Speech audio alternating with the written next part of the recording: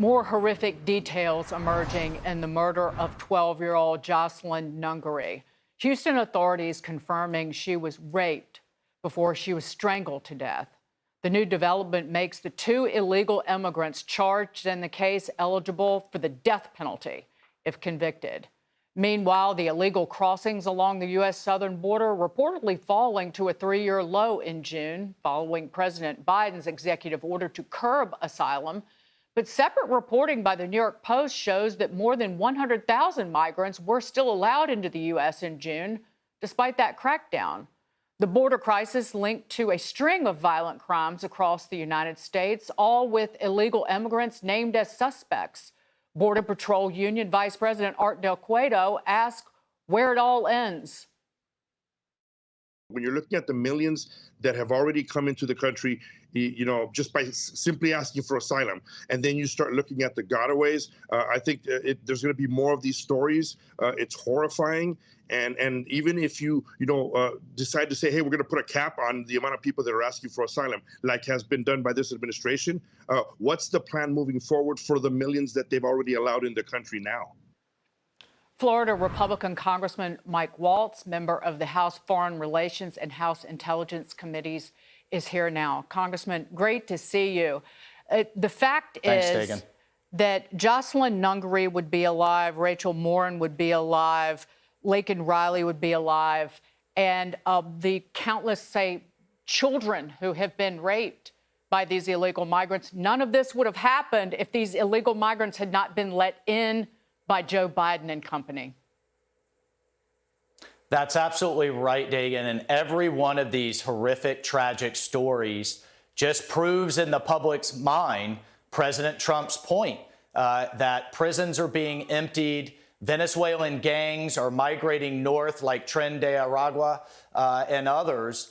And by the way, Venezuela doesn't have an extradition treaty. So even if we do round them all up, which President Trump absolutely plans to do, we're going to have a hell of a time sending them back. But look, what is President Biden's solution? Is to put a cap that still allows 1 million illegal migrants that we know of, not counting the gotaways, a year into this country. I think President Trump did a great job in the debate of pointing out that even for those that aren't criminals, they are still going to be a tax on Social Security. They're going to be a tax on Medicare. They're going to be a tax on housing, on our schools, on our infrastructure. And you know what? Every time I talk to a veteran who isn't getting the services that they deserve, every time I see one that's homeless and you have shelters being filled with illegal immigrants, I think this issue is hitting home squarely in the minds of the American people, and it is going to be the decider. And I tell you what, one last thing. Mayorkas, Garland, Biden should be quietly, I bet they are, quietly thanking God for that recent Supreme Court ruling on immunity, because they're all liable at a minimum to civil liability after they're out of office in November, to every one of these families whose lives were tragically ruined by their refusal to enforce the law. And so much, unless the deportations begin, so much of this is irreversible. Just the burden on our educational system and the burden on our healthcare system. Look at California. California, starting this year, every single illegal migrant living in that state who qualifies can get state Medicaid. This is a multi-billion-dollar cost every year just for that state. No, you're right. It's a generational cost, and it is an impact on our kids' and grandkids' generation by just these 4 years of incompetence and refusing to enforce the law. We haven't even started talking about the national security concerns. Right. I think another attack is a matter of when, not if. Fortunately, we rolled up 8 ISIS operatives, but there are dozens and dozens more. The FBI doesn't even know where they are. They've been released into the interior, and those are just ones that we encountered from the ISIS-backed smuggling network out of Tajikistan. The gotaways, we don't even know. And you mentioned Merrick Garland, the Attorney General. The House Judiciary Committee is suing Attorney General Merrick Garland for the audio tapes of Joe Biden's interview with Special Counsel Robert Hur. In the lawsuit filed yesterday, the committee stressed that the audio could provide verbal and nonverbal context on Biden's answers. And that could be especially important, as Hur said part of the reason he didn't charge Biden was that he came across as a, quote, sympathetic, well-meaning elderly man with a poor memory. Speaker Mike Johnson with this. That audio tape will confirm what all of us know. The reason they've been hiding it without any valid legal reason is because they didn't want us to see what we all saw on display last Thursday night at that debate. The cat is out of the bag now. We need to make sure the audio tape matches the transcript that they gave us. It's a very important responsibility we have. We're not going to let up, and we went to court to force that subpoena and make the Attorney General do his job.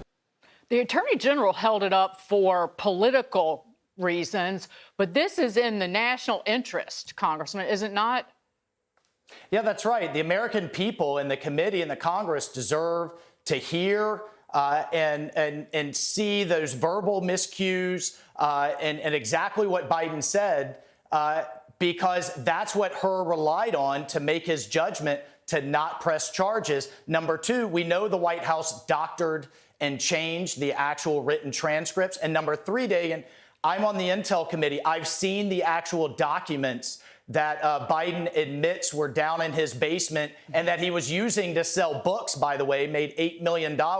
These aren't some 30, 40 years ago documents that are irrelevant. They are recent, and they are relevant to the national security concerns that are going on today in the Middle East and elsewhere. And they were classified to the hilt. I've never seen so many code words. Some of them were president, vice president, eyes only, highly classified, and we're demanding a damage assessment of what sources and methods could have been revealed as Hunter Biden was traipsing Lord knows who through the House, through the garage, and through the Biden Center at UPenn. Astonishing. Congressman Mike Waltz, yeah, really good to see you. Thank you so much for being here and all that insight, always. All right. Thanks, Dagan, and happy 4th. You as well. Hey, everyone. I'm Emily Campagno. Catch me and my co-hosts Harris Faulkner and Kaylee McEnany on Outnumbered every weekday at 12 p.m. Eastern, or set your DVR. Also, don't forget to subscribe to the Fox News YouTube page for daily highlights.